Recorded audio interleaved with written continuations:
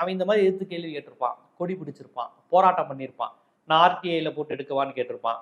நான் கோர்ட்டுக்கு போறேன், கேஸ் போடுறேன்னு சொல்லியிருப்பான்.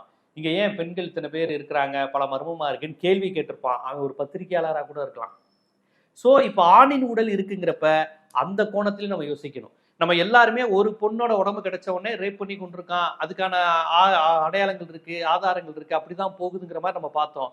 இப்ப ஆணின் உடலும் இது கிடைச்சிருக்குங்கிறப்ப நம்ம ஒன்லி ரேப் அண்ட் மர்டர் மட்டும் இல்லாமல் போராடியவர்களையும் கொண்டிருக்கிறார்கள், எதிர்த்து பேசியவர்கள், அவர்கள் இவர்களுடைய இந்த ஆன்மீகம்ங்கிற பேர்ல நடந்த மோசடி எதிர்த்து போராடிய ஒரு இடதுசாரியா இருந்திருக்கலாம், கழகக்காரரா இருந்திருக்கலாம், என்ஜிஓவா இருந்திருக்கலாம், தகவல் அறியும் உரிமை சட்டத்தின் கீழ் போராடுபவர்களா இருந்திருக்கலாம், ஒரு இது உண்மை அறிவு கண்டு கேட்பதற்காக ஒரு வழக்கறிஞராக இருந்திருக்கலாம், பத்திரிகையாளராக இருந்திருக்கலாம். இத்தனை கோணத்துல இந்த விசாரணை போகணும் அப்படின்னு நான் நினைக்கிறேன்.